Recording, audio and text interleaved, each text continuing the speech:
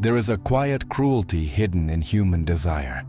Not the loud kind, not the violent one, but the slow, invisible cruelty of longing for something we believe will save us. In Fantoches by Enrico Verissimo, we are invited into this silent cruelty, a story that does not scream, it whispers. And because it whispers, it stays. At the center of the narrative stands the sad man, a man whose life has been reduced to observation. He does not live, he watches. From a distance, he stares at a window.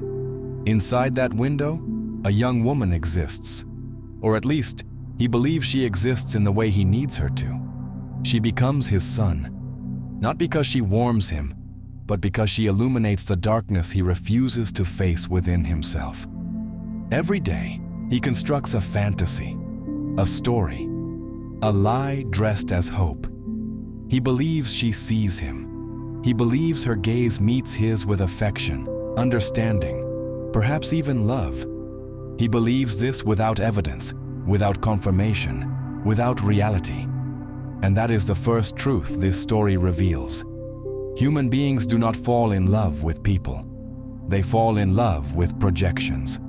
The sad man feeds on distance. Distance allows imagination to replace truth. Distance protects the illusion. From afar, happiness feels pure, untouched, uncontaminated by reality.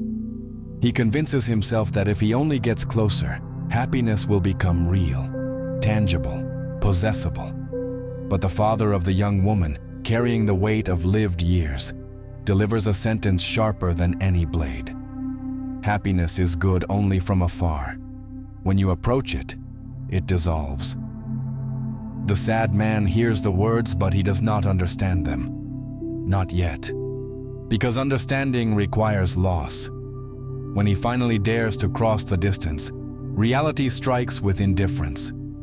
The young woman does not see him. Not metaphorically, literally. She is blind. She never knew of his existence, never felt his gaze, never shared his fantasy. In a single moment, his entire inner world collapses. Not because he lost her, but because she never belonged to his world to begin with. And this is the most painful realization of all. The happiness he mourns never existed. It was born and died inside his own mind. She was not a person, she was a mirror, a reflection of his unmet needs, his loneliness, his hunger for meaning. When he tried to touch happiness, it vanished. Because happiness, when built on illusion, cannot survive contact with truth. Now imagine another story. In another place, another time, a girl falls in love with a bird, an enchanted bird. The bird is free. It comes when it wants. It leaves when it wants. The girl loves it deeply, but her love is infected with fear.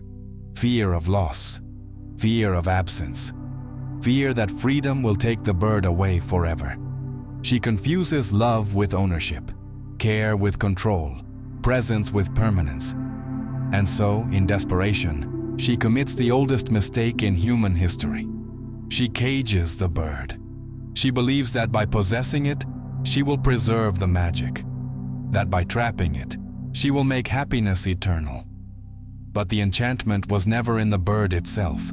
It was in its freedom. Once imprisoned, the bird becomes ordinary, silent, empty, no longer enchanted, only alive.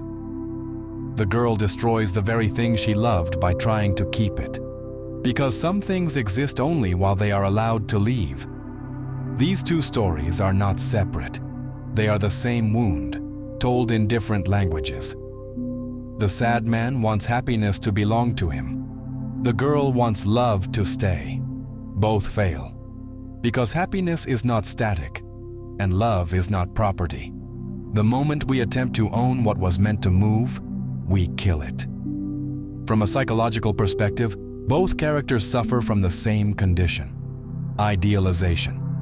Idealization is the mind's ability to turn absence into perfection. It fills gaps with fantasies. It removes flaws. It invents meaning where none exists. The sad man does not love the young woman. He loves the version of her that exists in his imagination. When reality contradicts this fantasy, he experiences what psychology calls disillusionment, a violent emotional collapse caused not by loss, but by the death of expectation. And expectations, when inflated, always turn against us. Modern psychology confirms this again and again. Happiness built on external objects, people, or outcomes is fragile. Viktor Frankl, in Man's Search for Meaning, argued that happiness cannot be pursued directly. It emerges as a byproduct of meaning.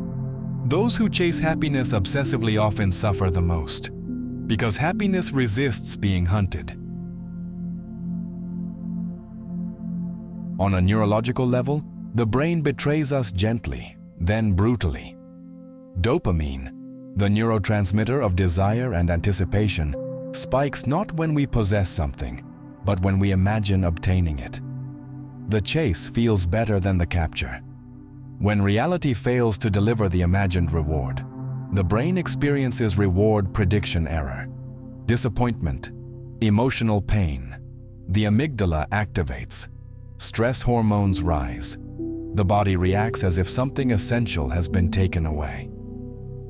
In the girl's case, her need for control creates chronic stress. The attempt to freeze happiness keeps her nervous system in constant alert. Freedom would have brought peace. Control brings anxiety. Philosophy has warned us about this for centuries. Arthur Schopenhauer believed that desire is the root of all suffering. To desire is to lack. To satisfy desire is to become bored. Between longing and possession, there is no peace. Existentialist thinkers went further. Freedom, they argued, is the core of existence. To deny freedom, even in the name of love, is to deny life itself. The girl denies the bird's freedom. The sad man denies reality. Both pay the same price. Stoic philosophy offers no comfort fantasies, only clarity. We suffer not because things go wrong, but because we demand they go our way. Acceptance is not resignation. It is realism. In daily life, we repeat these stories endlessly. We chase careers that promise fulfillment, relationships that promise completion, objects that promise identity.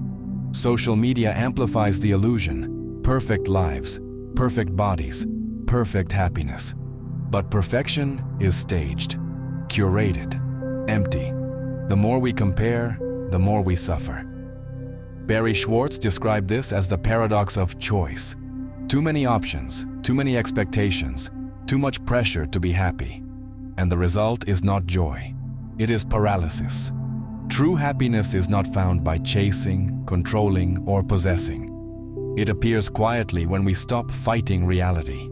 It lives in impermanence, in authenticity, in allowing things to come and go. The sad man could find peace not by being seen, but by seeing himself clearly. The girl could find love not by holding, but by releasing. Happiness is not a destination. It is a fragile state that exists only when we stop demanding permanence from a transient world. And perhaps the most honest truth of all is this: we are not meant to be happy all the time. We are meant to be awake. Sometimes, that is enough. If this video stayed with you, if it echoed quietly instead of entertaining loudly, then it already did what it was meant to do.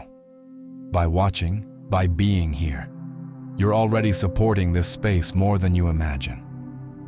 Presence matters. If you feel called to go a little deeper, becoming a channel member helps keep these reflections alive and unlocks content made for those who want more silence, more depth, more truth. And if you want to say this mattered in a direct way, super thanks is there. Not as an obligation, but as a gesture. Watch, share, stay. That alone already means a lot.